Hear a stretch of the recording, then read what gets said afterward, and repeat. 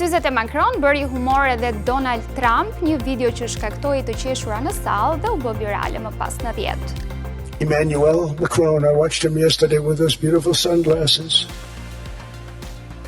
What the hell happened?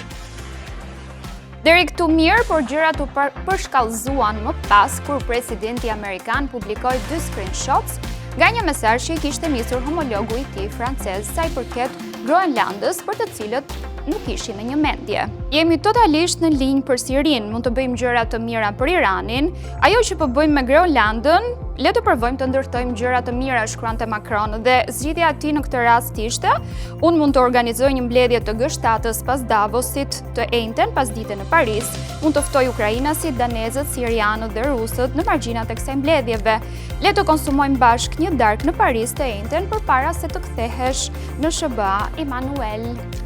Por më pas Trumpin e lajmëruan që Macron kishte deklaruar se Franca mund të mos dojë të bëhej pjesë e bordit të paqes, dhe reagimi pastaj ishte ky.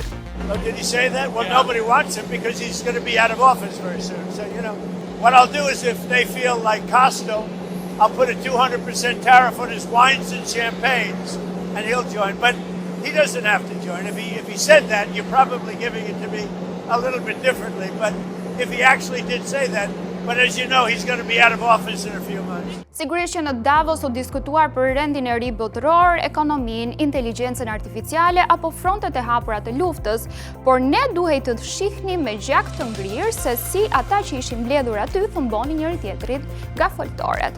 Macron për shembull deklaroi se Europa preferon më shumë respektin se sa ata që ai cilësoi si bullizues. Dhe një sër deklaratësh të tjera pasaj rebele, nëse ne mund t'i cilësojmë kështu. We do believe that we need more growth, we need more stability in this world. But we do prefer respect to bullies, we do prefer science to plotism, and we do prefer rule of law to brutality. You're welcome in Europe and you are more than welcome to France. Telenovela vijoi pastaj sepse Trump me gjithë modestinë e tij prej lideri superfuqie tha se shkon shumë mirë, si me Keir Starmerin e Britanisë së Madhe, ashtu dhe me Macron, sidomos kur I ka përballë.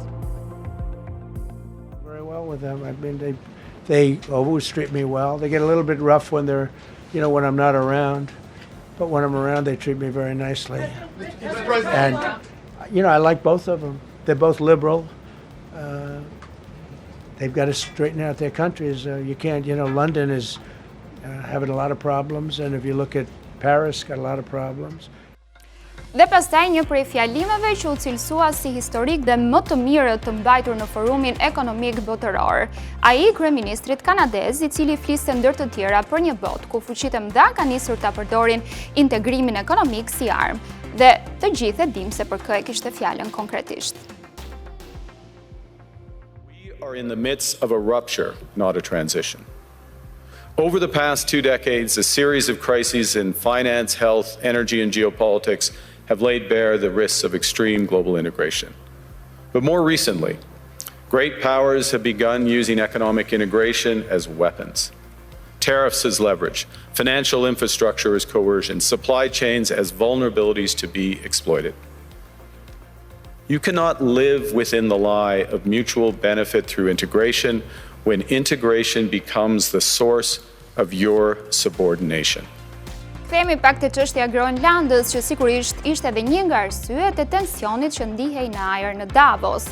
Teksa presidenten e Komisionit Evropian Ursula von der Leyen e pyesnin gazetarët nëse vlen artikulli 5 I NATO-s në rastin e Groenlandës, pra në rast sulmi të gjithë janë për një, shefi I aleancës bëri një deklaratë që, siç e tha ai vet, nuk ishte as pak popullore në klimën e krijuar.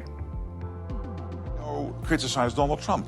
But do you really think that without Donald Trump, 8 big economies in Europe, including Spain and Italy and Belgium, Canada, by the way, also outside Europe, would have come to 2% in 2025 when they were only on 1.5% at the beginning of the year? No way. Without Donald Trump, this would never have happened. They're all on 2% now.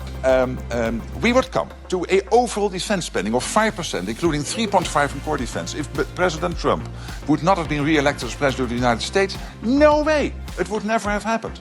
So again, I'm not popular with you now because I'm defending Donald Trump. But I really believe we can be happy that he is there because he has forced us in Europe to step up, to face the consequences, that we have to take care more of our own defense.